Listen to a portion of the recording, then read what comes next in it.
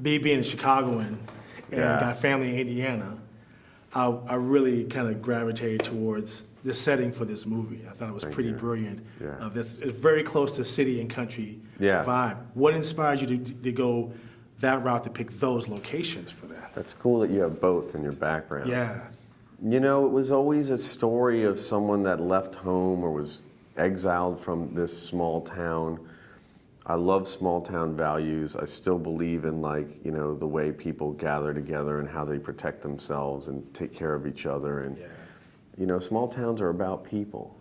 And I just have always had a nostalgia. I remember being a kid riding my bike to the candy store, you know. Yes. So I remember that. And, you know, but we all kind of grow up and we go to bigger cities, and this character does that and he becomes a success. But when he's called back to that small town, he still has to contend with all the things he walked out on. You know, there's skeletons in the closet, and we all have families, and we're all still trying to figure out how to get them to, you know, work.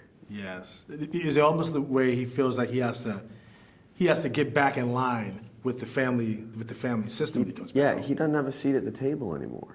You know, he comes home and he's a little bit surprised, you know, that he expected he would, although there's good reason why he doesn't, because he's really left them behind.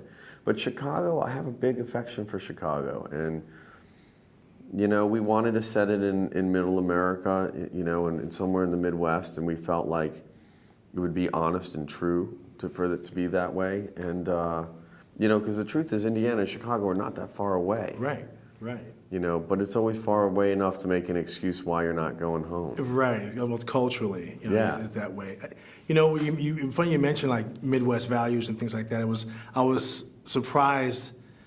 I was happily surprised that it was Chicago, Indiana, and not necessarily like, you know, Oregon, California. It couldn't be that story. It just couldn't be that story. You know, I don't know why. For me, look, I loved like To Kill a Mockingbird and these movies and stories that have to do with the struggle that we've always had in America. I mean, we are all people trying to figure out how to go home, right? Yes. And we came from somewhere, so we have home as an issue, and it happens just all the time. And so it was something that we really felt had to play out in that way. Like, it's kind of like an old novel. Yeah.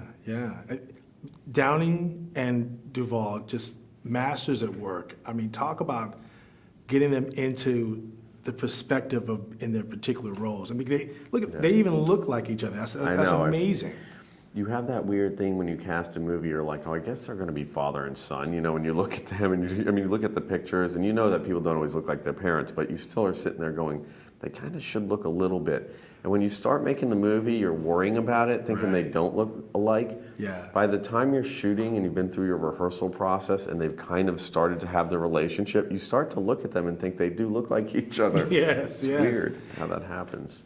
Out in the lake, it's got to be something about fishing or the possibility of fishing or acting like you're fishing. Yeah. It just gets you out there. How long were you guys out there doing those fishing shots? We only had a day to do that scene, and it was 100+ degrees out. It was really hot and thick.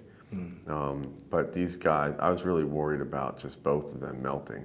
But we got it, and it was one of those scenes that it has a certain atmosphere and emotion that, you know, those emotions you can't stretch that kind of photography over a lot of time. You got to like be ready to capture it.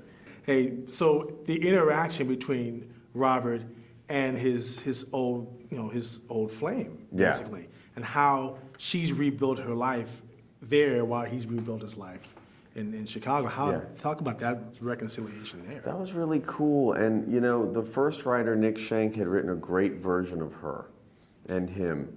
And then over time, we were looking at it, and the initial bones of it was that he comes back and she's the one that kind of got away. But the interesting thing that happened over time as we kept working with it, and by the time Bill Dubuque wrote it, who was the last writer, he turned it around. And what was really genius about what he did is he said, no, it's for her that she realizes he's the one that got away. Right. And he turns it around on you so that, you know, Downey's not really there at first. she is struggling with the fact that she's moved on, but she didn't realize she still has feelings for him. Yes. So that was really different. I think that kept it fresh. That was absolutely brilliant. Yeah. By the way, thank you for your time. Yeah, man.